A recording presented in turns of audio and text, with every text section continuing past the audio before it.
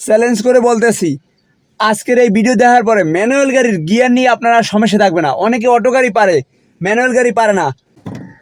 Class করলাম এই 1 number gear, আবার এই 2 নাম্বার গিয়ার লাগাইতে হবে, আবার এই নিউট্রাল।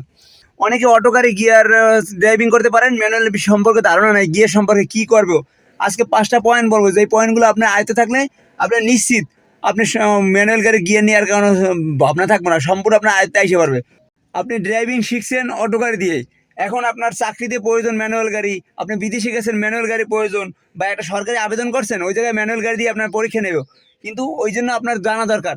আপনি পুরো 5 মিনিটের ভিডিওটা দেখেন, আপনার পুরো অটো গাড়ির আর ম্যানুয়াল গাড়ির ভিতরে কী পার্থক্য আপনার আমি বুঝিয়ে দেবো, কীভাবে আপনি ম্যানুয়াল গাড়ি চালাতে পারবেন। ম্যানুয়াল মানে এই গিয়ারের খেলা, ঠিক আছে ঠিক আছে।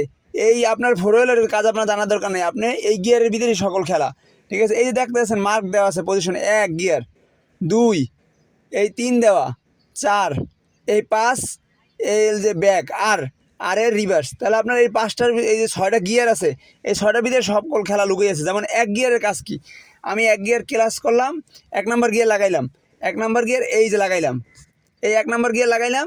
এই 1-এর কাজ কি, 1-এ তো আপনার অটো গাড়িতে 1 গিয়ার নাই, অটো গাড়িতে আপনি শুধু ডি লাগান, ডি আর এর ভিতরে সকল কাজ অটো গিয়ার বক্স করে নেয়। ওর যখন 16 দরকার টান, তখন 16 দেয়, যখন বেশি রানিং দরকার তখন এটা দেয়। আর এটার কাজ আমি নিচের করতে হয়, এই জন্য এটার নাম ম্যানুয়াল, আর ওটার নাম অটো। ও অটোমেটিক গিয়ার চেঞ্জ করে দেয়, এটা গিয়ার অটোমেটিক চেঞ্জ করে না। এই কাজটা আপনার হাতের দ্বারা করতে হবে, যে 1 নাম্বার গিয়ার 2 নাম্বার গিয়ার যেটা আপনিই করতে পারেন, ওই অটো গিয়ার নিজেই করে নেয়। এই জন্য অটো আর ম্যানুয়াল পার্থক্য এইটুকু। আপনার সেটা বোঝার জন্য এই দেখেন, আপনার 1 নাম্বার গিয়ার মানে 1 নাম্বার গিয়ারের কাজ কি, 0 থেকে গাড়ি মাস করার জন্য, হালকা রানিং হওয়ার পর 1 নাম্বার গিয়ারের কাজ শেষ। এই আমি 1 নাম্বার গিয়ার লাগাইলাম, 10 থেকে 15 টানানোর পরে আমার 2 নাম্বার গিয়ার। কিন্তু নিউট্রাল কোথায় আমার, নিউট্রাল তো কোথাও লেখা নাই যে নিউট্রাল কই। আমি 1 নাম্বার গিয়ারেতে যে যখন সাইডে দিলাম এইটা নিউট্রাল, এই হলে যে নিউট্রাল। যখন নিউট্রাল করবেন তখন এই জায়গায় যখন চাপ দেবেন হালকা স্প্রিংয়ের মতো ধাক্কা দিবে, আবার এই জায়গায় যখন দেবেন ধাক্কা দেবে দুন দিকে। আর যদি এই গিয়ার ফেলানো থাকে তখন দিকে ধাক্কা দেবে না, দেখেন ফিক্সড। এইটাই বোঝা গেছে আমার গাড়ি নিউট্রাল আছে। আমি স্টার্ট করার আগে আগে গাড়ি নিউট্রাল করতে হবে। 1 নাম্বার গিয়ার যে কোনো একটা গিয়ার ফেলাই আমি জাস্ট টান দিয়ে এইভাবে যখন দিবেন, যখন অনেক স্পেস হবে তখন বুঝবেন আপনার গাড়ি নিউট্রাল আছে, তখন আপনি সেলফ মারবেন। এই আমার 1 নাম্বার গিয়ার লাগানো আছে, এই যে আমার গাড়ি নিউট্রাল। আবার এই 2 নাম্বার গিয়ার লাগাইতে হবে, আবার এই নিউট্রাল, ঠিক আছে। এটা একটা বিশেষ বিষয়, সবাই গিয়ার রাইখে অনেক সময় ভুলে সেলফ মেরে যারা নতুন। তাহলে আপনার এটা চাকরির ক্ষেত্রে হোক আর যে কোনো ক্ষেত্রে আপনার বোঝা যাবে আপনার নতুন ড্রাইভার। এখন আমি যে বিষয়ে কথা বলতেছিলাম, এই 1 নাম্বার গিয়ার লাগাইলাম, গাড়ি 0 থেকে মাস হলো 10 থেকে বা 15 টান উঠলো, তারপর আমি আমার 2 নাম্বার গিয়ার লাগাইলাম। 2 নাম্বার গিয়ারের কাজ কি, জ্যাম ধরে আসেন, টুকটাক হালকা গাড়ি লড়তেছে, আপনি 2 নাম্বার গিয়ারে টান দিলেন 30-এর উপরে, 20 থেকে 30-এর উপরে, এর ভিতরে অ্যাডজাস্ট করবে 15 থেকে 20-30-এর ভিতরে অ্যাডজাস্ট করবে 2 নাম্বার গিয়ার। আপনার 30-এর উপরে গাড়ি টানতে হবে, যা আপনি দেখতেছেন রোডে জায়গা 30-এর উপরে গাড়ি টানতে হবে আপনার আইডি গাড়ি, এটা ম্যানুয়াল গাড়ির ড্রাইভার। আপনি ক্লাস করে আবার আপনি এই 3 নাম্বার গিয়ার লাগালেন। এর ভিতরে একটা বিষয় আছে, অনেক ড্রাইভাররা আছে 3 নাম্বার গিয়ার লাগাইতে গেলে আপনার কোনো সমস্যা না, কিন্তু ধরেন এই যে 2-1-এ যখন লাগায় তখন ভয় লাগে যে 3-এ লাগবো নি, 4-এ লাগবো নি, এই করবো নি, 5-এ লাগাইতে যাই চিন্তা করে 4-এ লেগে গেল নি, 3-এ লেগে গেল নি, এরকম বিভিন্ন একটা সমস্যা জটলা লাগে হেলায়। তো এই তাদের উদ্দেশ্যে এই জিনিসটা আমার মানে একটা টিপস, যে আপনার জীবনও 1 নাম্বার লাগাইতে গেলে 3 নাম্বার লাগবে না, 2 নাম্বার লাগাইতে গেলে 4 নাম্বার লাগবে না। এই বিষয়টা কেমনে, জাস্ট আমার গাড়ি নিউট্রাল আছে, এই যে গাড়ির গিয়ার নিউট্রাল আছে না, যদি আমি 1-এ লাগাই জাস্ট এইভাবে এই সাইডে প্রেশার রাখবো, গিয়ার লাগানোর আগে আগে প্রেশার রাখবো, এইভাবে হোক, এইভাবে হোক, এইভাবে হোক, এদিকে ধাক্কা রাখবো, রাইখে এই যদি লাগাই না, এই 1 নাম্বার লাগবে, আজীবনে 1 নাম্বার লাগবে, আর কখনো 3-এ লাগতে পারবে না। কিন্তু 3 কিন্তু এইভাবে লাগাই দিলে 3-এ লাগবো আনুমানিক, ও নিউট্রাল অবস্থা ধাক্কা দিলে 3-এ লাগিয়ে দেবো। কিন্তু 1-এ যখন লাগাইবেন তখন জাস্ট একটু এইভাবে প্রেশার রাখবেন, হালকা হালকা রাখি এভাবে লাগাবেন, 1 লাগবো। 2-এর বিষয়ে আসেন, 2 নাম্বার গিয়ার যখন এভাবে লাগাইবেন, এইভাবে এই হালকা একটু চাপ রাখবেন, লাগাইবেন, ও আর জীবনে 4 লাগবে না, 2-ই লাগবো। কিন্তু যখন আমি 4 লাগাই দেবে, গাড়ির গিয়ার নিউট্রাল আছে, এভাবে রেখে দেবেন, এই 3 এই 4, এটা লাগে সমস্যা নেই। আমি ওদিকে তাকানো দরকার নাই, আমার আমার মুখ থাকবে সামনে, আমি গাড়ি চালাবো এদিকে, এই সমস্যা নেই। 3-4 লাগতেছে, ও কিন্তু অন্য কোনো কিছু লাগতেছে না। নিউট্রালের পিছনেই থাকবে 4, সামনেই থাকবে 3, ওটা নিয়ে আপনার সমস্যা নাই।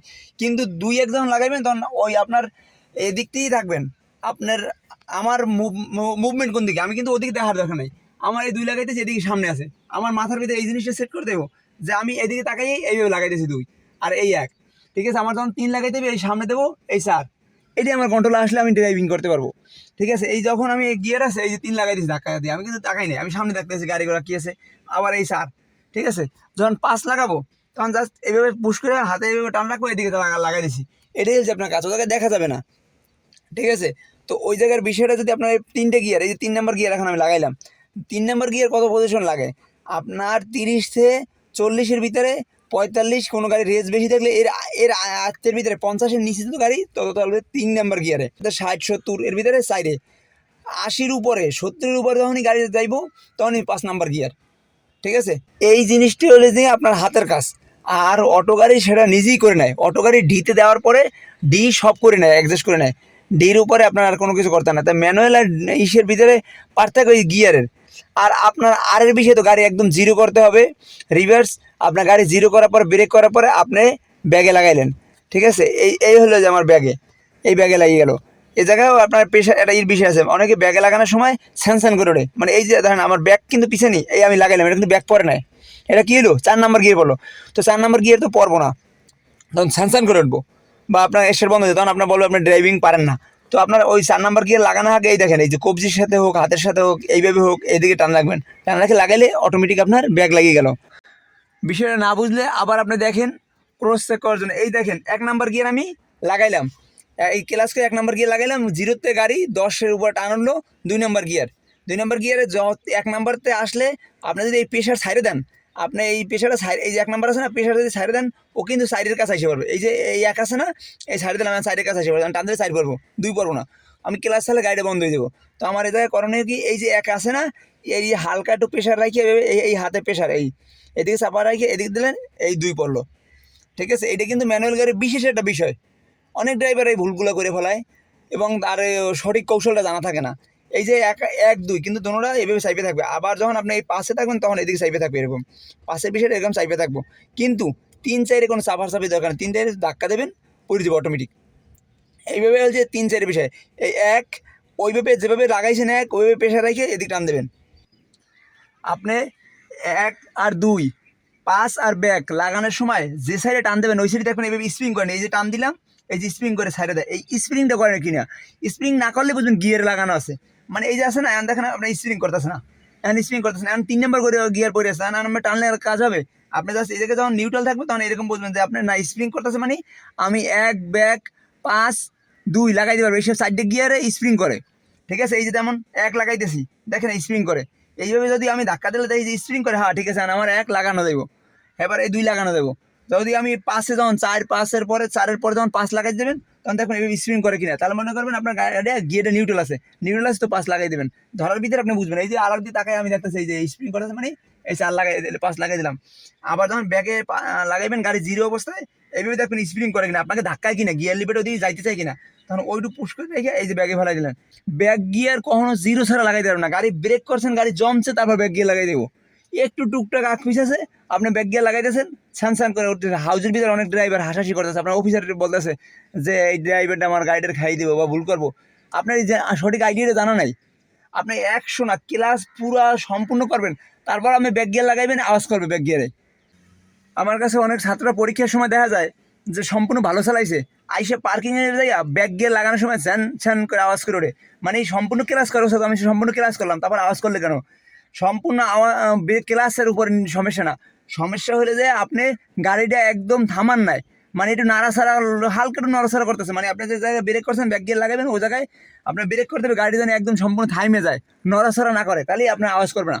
আপনার 100 জনের মধ্যে 20 জনের এই সমস্যাটা দেখা যায়, ভালো ড্রাইভার অভিজ্ঞ ড্রাইভার কিন্তু ওইভাবে আওয়াজ করে দেয়, অফিসারের কানে যায় বলে যে না এই ড্রাইভার ডিসকানেক্ট করে দেয়, এর লাগবো না, এরকমটা হয় ভুল। এই গেল ফেব্রুয়ারিতে একটা পরীক্ষা ছিল সরকারি চাকরির, তা আমি সেকেন্ড সিটে ছিলাম, আমি দায়িত্বে ছিলাম পরীক্ষা নেওয়ার জন্য যে কীতে আপনার কার পরীক্ষা ভালো মন্দ।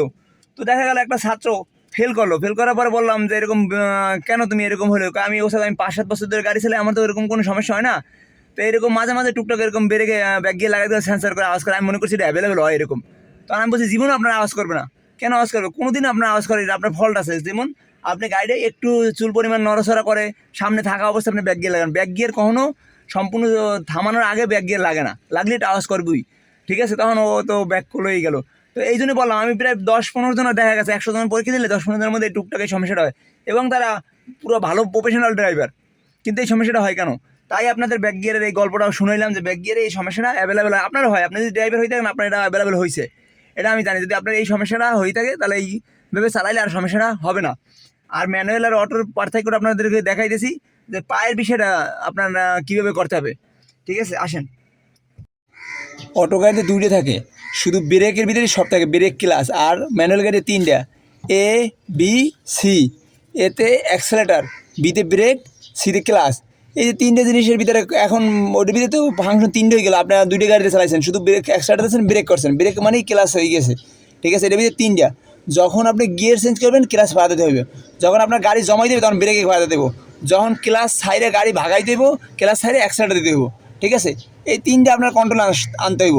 যেমন আগে শুধু অ্যাক্সেলেটার দিতেন আর ব্রেক করতেন, অ্যাক্সেলেটার দিতেন ব্রেক করলে ব্রেক হয়ে যেত, এখনও ব্রেকও করবেন কিন্তু ব্রেক করার আগে ক্লাস করতে হইব।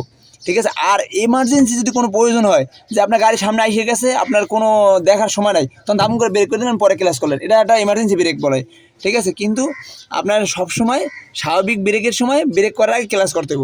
ক্লাস করলেন, ক্লাস এই ক্লাস, এখন ব্রেক করেন, এই ব্রেক, এটা হচ্ছে বেসিক নিয়ম। ঠিক আছে, কিন্তু আপনার যখন এমার্জেন্সি প্রয়োজন তখন আপনার দেখলেন যে ব্রেক সামনে গাড়ি এসে গেছে, তখন তার সাথে সাথে ব্রেক করে নেবেন, অ্যাক্সেলেটার পরে সাথে ক্লাস করলেন, সমস্যা নাই। ঠিক আছে, এই হলো যে আপনার এমার্জেন্সির প্রয়োজনে।